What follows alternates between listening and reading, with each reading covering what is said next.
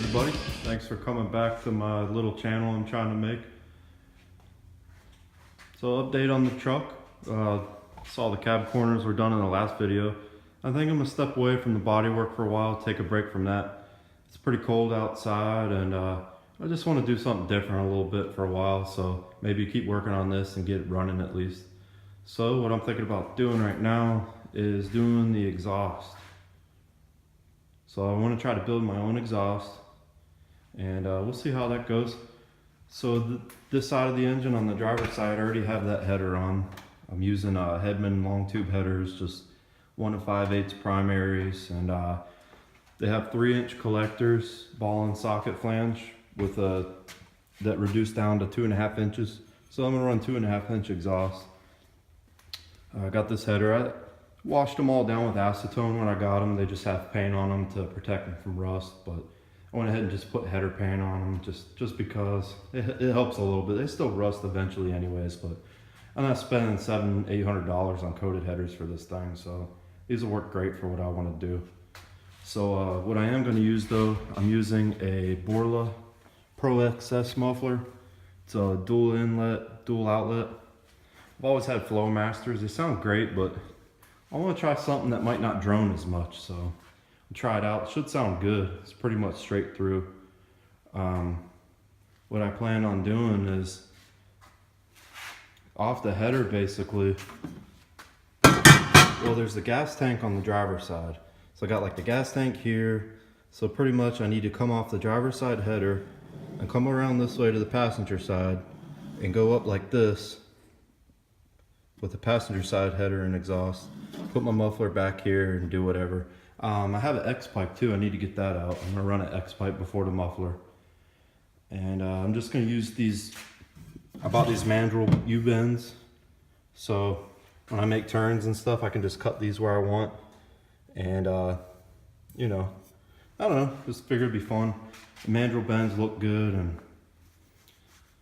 so I'd get some extra practice welding and everything, so it should be pretty cool. I'm gonna use these stainless clamps to clamp the muffler on. The muffler's stainless steel, and I'm using aluminized mild steel tubing, and I'm pretty sure you can't MIG weld stainless to mild, but I'll look that up. So I'll probably use these stainless clamps. They look clean. So I got 3 of these hangers to put hangers wherever I need. I got them super long so I could heat them up and bend them and cut them if I need to. So overall should turn out pretty good.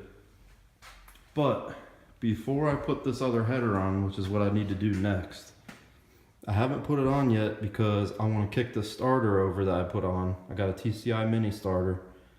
I want to make sure it's shimmed right. It looks like it is without any shims, but I want to go ahead and kick it over first just to make sure before I put the header on, and I want to put a starter blanket on. Save me some time so I don't have to fight the header if it's not shimmed right. So that's what I'm going to be doing next.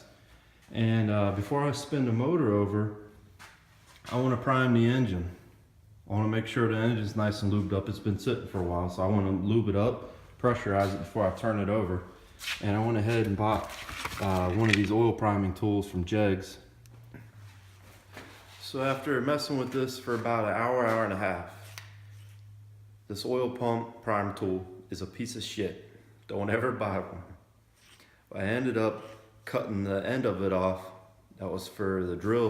You can put a drill on it, it's supposed to spin it and get oil pressure. Well, I don't even know why they bother making it because it doesn't even work, no pressure at all. I know the engine is, the bearing clearance is all good. I checked everything. The engine used to run anyway, so I know everything was fine. I ended up cutting this off and welding on the old distributor I have. I'll show you what I ended up doing.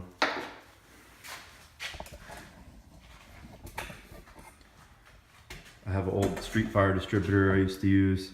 I ended up cutting that piece off I was talking to you about, and I welded it on the top of this distributor. This is like a little chuck I had because after getting all that in there, a drill won't fit because it hits the firewall. So I ended up putting my air ratchet on this and spinning it over, and it ended up working okay. Oh, what a pain in my ass. Okay, so now got the battery hooked up for the starter.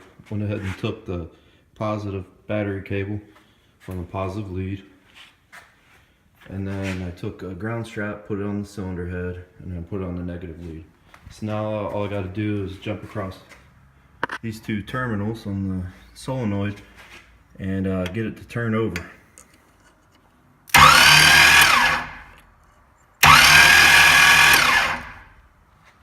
Alright, so that sounds perfect. I don't need to shim it or anything. Wanted to get it turning over.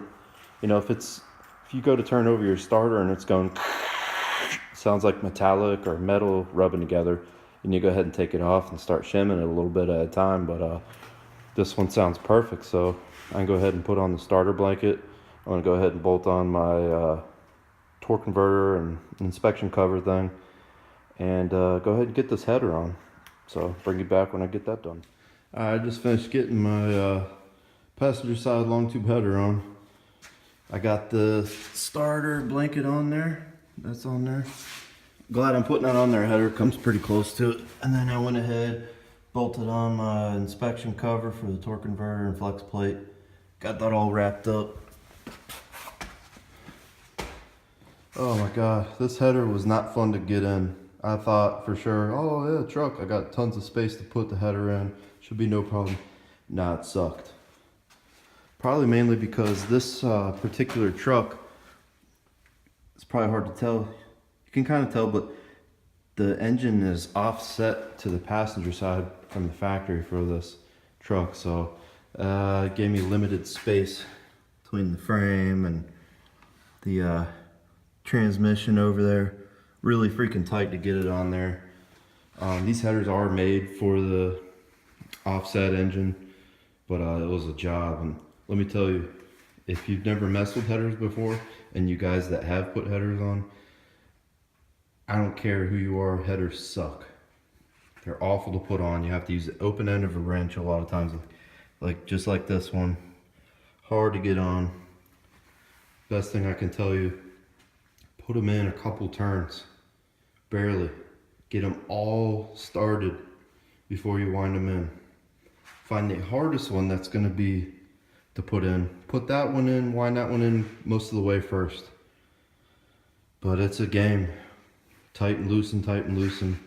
It takes a while, they suck.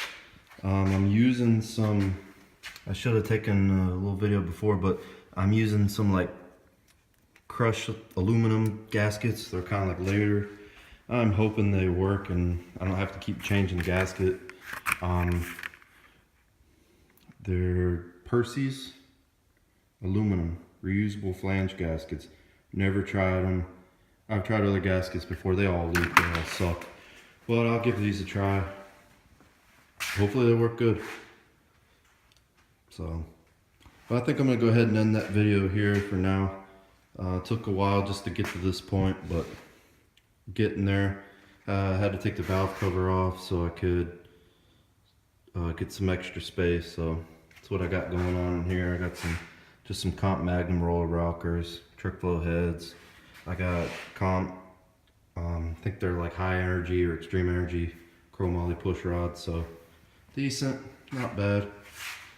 But yeah, I'll see you guys on the next one. Keep on watching. Thanks for viewing.